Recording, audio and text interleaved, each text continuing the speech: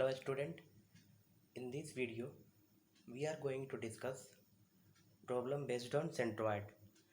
तो इस वीडियो में हम लोग सेंट्रॉयड का क्वेश्चन देखेंगे। तो सेंट्रॉयड का प्रॉब्लम हम लोगों ने पिछले वीडियो में भी देखा था, इस वीडियो में भी कुछ सेंट्रॉयड का प्रॉब्लम देखेंगे। So the question is find the centroid. ये एक गिवन फिगर है। Find the centroid of given figure. ये हमारा एक गिवन फिगर है। अब इसका जो है हमें सेंट्रॉयड निकालना है, सेंट्रॉयड इसको फाइंड आउट करना है। तो ये जो फिगर है इसमें आपको एक ट्रायंगल है और एक रेक्टेंगल है, एक ट्रायंगल है और एक रेक्टेंगल है। तो सबसे पहले क्या करेंगे कि ट्रायंगल को पार्ट 1 मान लेंगे और रेक्टेंगल को सेकेंड पार्ट, और उसके बाद क्या करेंगे, एक्सिस ड्रॉ करेंगे। तो सबसे जो नीचे वाला पार्ट है उस पर एक्स एक्सिस और जो सबसे लेफ्ट पोर्शन है उस पर वाई एक्सिस। तो ये हमारा हो गया एक्स एक्सिस और ये हो गया वाई एक्सिस। अब जो है हम सबसे पहले ट्रायंगल को देखेंगे। सेक्शन 1 की बात कर रहे हैं जो कि हमारा ट्रायंगल है, ये पूरा ट्रायंगल। तो फॉर ट्रायंगल सेक्शन 1, तो यहाँ A1 क्या हो जाएगा, एरिया 1। ट्रायंगल का एरिया क्या होता है, half into base into height. तो हाफ बेस कितना दे रखा है 15 mm, तो 15 इंटू हाइट कितना है 18 mm, तो 18 mm। तो हमारा एरिया यहाँ से 135 mm स्क्वायर फाइंड आउट होगा। A1 जो है 135 mm स्क्वायर। उसी तरीके से हम अब x1 निकालेंगे। तो x1 निकालने के लिए क्या करेंगे कि हमने सबसे पहले जो सेंट्रॉयड चैप्टर शुरू किया था, तो जिस सेंट्रॉयड में हम लोगों ने सबसे पहले देखा था सेंट्रॉयड क्या होता है, उसके बाद हम लोगों ने देखा था rectangle, triangle, circle, semi circle का उसका जो है एक्स बार और वाई बार क्या होता है। तो अगर हम इस ट्रायंगल की बात करें तो ये ट्रायंगल कुछ ऐसे है। अगर यही ट्रायंगल ऐसे होता, इस तरीके से होता, तो इसका जो एक्स बार होता, एक्स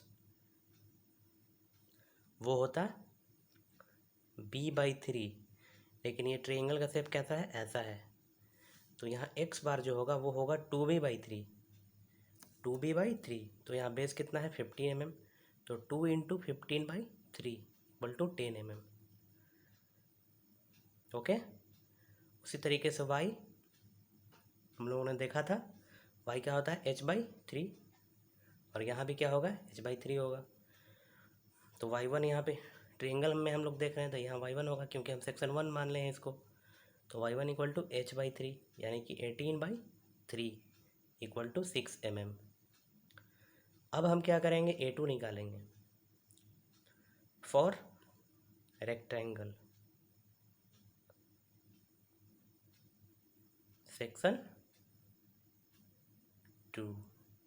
तो रेक्टेंगल का एरिया क्या होता है, लेंथ इंटू ब्रेथ, लंबाई इंटू चौड़ाई। तो 25 इंटू 18 डायमेंशन दे रखा है। तो यहाँ से हमारा जो A2 निकलता है वो आता है 450 mm स्क्वायर। उसी तरीके से x2 निकालेंगे। तो x2 निकालने के लिए y एक्सिस से लेते हैं डिस्टेंस, ये हमारा y एक्सिस है। यहाँ से यहाँ तक का डिस्टेंस कितना है 15 mm, तो 15 mm पहले लिख देंगे एज इट इज। और यहाँ से यहाँ तक का डिस्टेंस कितना है 25, जिसका हमको जिस सेक्शन की बात कर रहे हैं, तो ये क्या हो जाएगा 25/2, 25/2। तो यहाँ से x2 का जो वैल्यू आता है वो आता है हमें 27.5 mm। उसी तरीके से y2 का वैल्यू क्या होगा, y2 हम लोग देखते हैं x एक्सिस से, ये हमारा x एक्सिस है। तो x एक्सिस से जब y2 देखते हैं तो क्या हो जाएगा, टोटल कितना है डिस्टेंस 18 mm, तो 18/2 यानी कि 9 mm।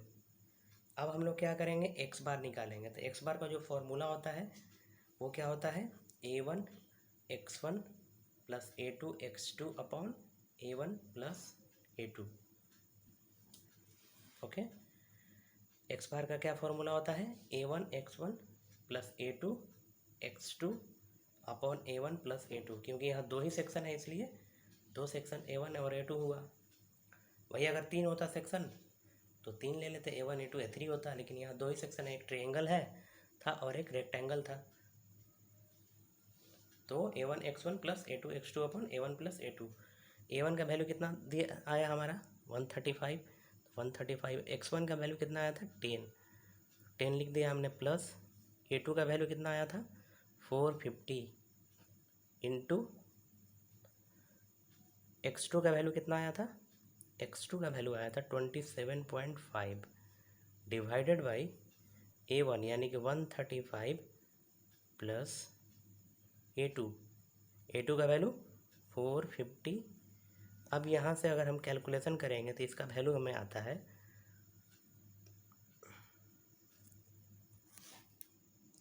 तो हमें जो वैल्यू मिलता है एक्स बार का वो मिलता है 23.46 mm। ये हमें मिला एक्स बार का वैल्यू। अब हमें वाई बार निकालना है। वाई बार निकालने के लिए क्या करेंगे, फॉर्मूला यूज करेंगे a1 y1 plus a2 y2 divided by a1 plus a2। तो a1 का वैल्यू 135, y1 का वैल्यू 6 प्लस a2 का वैल्यू 450 इंटू y2 का वैल्यू हमारा कितना आया था 9 डिवाइडेड बाई 135 प्लस 450। ओके, तो यहाँ से वाई बार का जो वैल्यू आता है वो हमें मिलता है 8.30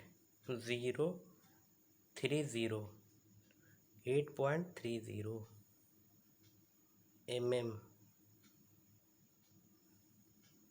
तो इस तरीके से हम लोग इस क्वेश्चन को सॉल्व करते हैं। आई होप कि सबको समझ में आया होगा ये प्रॉब्लम। बेसिकली इस क्वेश्चन में करना क्या था, दो सेक्शन जो हमको, एक ट्रायंगल था और एक रेक्टेंगल था। तो सबसे पहले ट्रायंगल को सेक्शन 1 मान लिए और रेक्टेंगल को सेक्शन 2 मान लिए। अब a1 निकालें, x1 निकालें। a1 क्या होता है ट्रायंगल का area, half into base into height, और x1 क्या होगा 2b/3, क्योंकि ये रेक्टेंगल इस तरीके, ट्रायंगल ऐसा है।